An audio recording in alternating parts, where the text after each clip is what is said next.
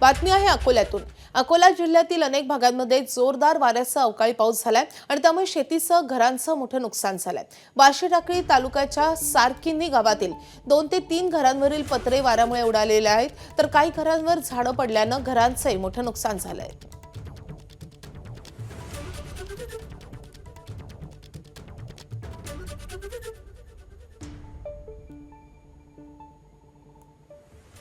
धुळे जिल्ह्यात अवकाळी पावसानं शेतकऱ्यांचं कंबरड मोडलंय। अवकाळीचा फटका लिंबाच्या पिकांनाही बसलाय। ऐन उन्हाळ्याच्या तोंडावर बाजारात लिंबाला मोठी मागणी असताना अचानक आलेल्या अवकाळी पावसामुळे लिंबू पिकांचं, लिंबू बागांचं मोठं नुकसान झालंय आणि त्यामुळे शेतकऱ्याला मोठा आर्थिक फटका बसलाय।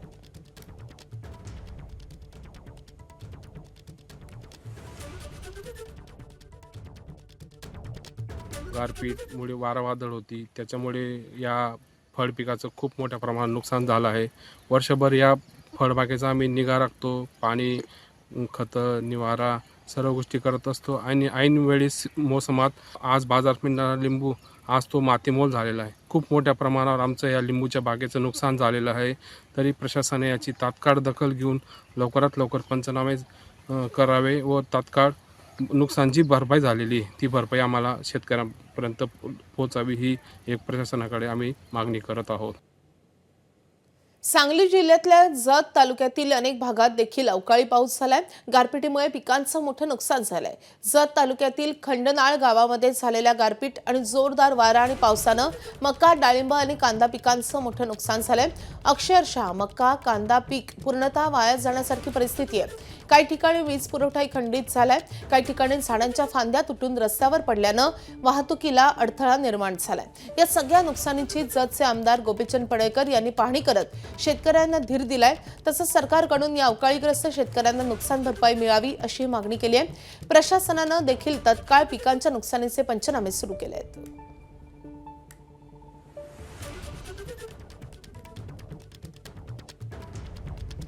दरम्यान आमदार गोपीचंद पडळकर, प्रांताधिकारी अजय कुमार नष्टे आणि नुकसानग्रस्त शेतकऱ्यांनी या अवकाळी संदर्भात काय प्रतिक्रिया दिली आहे आपण पाहूयात।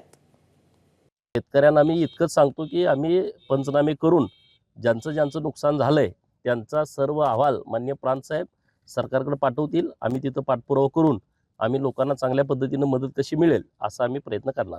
या गावामध्ये देखील अंदाजे 100 ते 150 हेक्टर पर्यंत आपलं नुकसानीचा प्राथमिक अंदाज दिसून येत आहे। जेवढं काही नुकसान होईल त्या प्रत्येक शेतकऱ्याचा पंचनामा करून तसा अहवाल आपण शासन दरबारी आपण पाठवत आहोत। माननीय आमदार महोदय त्याचा पाठपुरावा करतो असं त्यांनी देखील आश्वासन दिलेलं आहे। त्यामुळे सर्व कुठलाही शेतकरी या नुकसान भरपाईपासून वंचित राहणार नाही याची आम्ही काळजी घेऊ। माझं स्वतःचं कांद्याचं बाग, कांदा बियाणे प्लॉट म्हणजे 80 गुंठा म्हणजे 2 एकर प्लॉट आहे। 2 एकरात प्लॉटमध्ये मला म्हणजे अंदाजित माझं उत्पन्न होतं जवळजवळ 2-2.5 क्विंटल। 2 एकर 2,000 रुपये बाजार भावानुसार माझं 3 ते 4 लाख रुपयाचं नुसतं कांदा बियाण्याचं नुकसान झालं। विथ रोपाचं असं मिळून माझं स्वतःचं 5 लाख रुपये नुकसान आहे। तर नंदुरबार जिल्ह्यात 2 दिवसात झालेला अवकाळी पाऊस आणि गारपिटीनं मोठं नुकसान झालंय। जिल्ह्यातील 62 गावातील 832 हेक्टरवरील पिकांचं नुकसान झालंय। अवकाळी पावसाचा सर्वाधिक फटका कांदा, मका, ज्वारी, बाजरी, गहू, केळी, पपई आणि आंबा बागांना बसलाय। नुकसानग्रस्त पिकांचे तत्काळ पंचनामे करून शासनाकडे अहवाल पाठवला जाणार आहे। शासनानं तातडीनं नुकसान भरपाई देण्याची मागणी शेतकरी करत आहेत।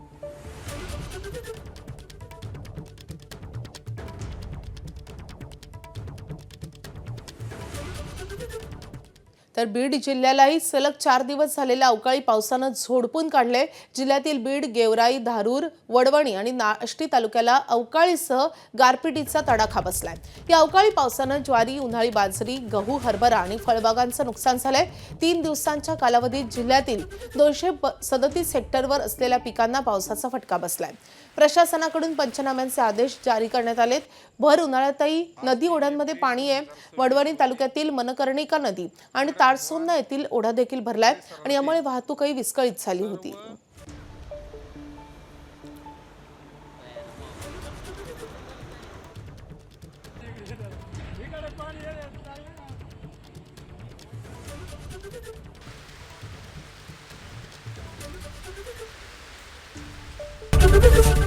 एबीपी माझा, उघडा डोळे बघा नीट।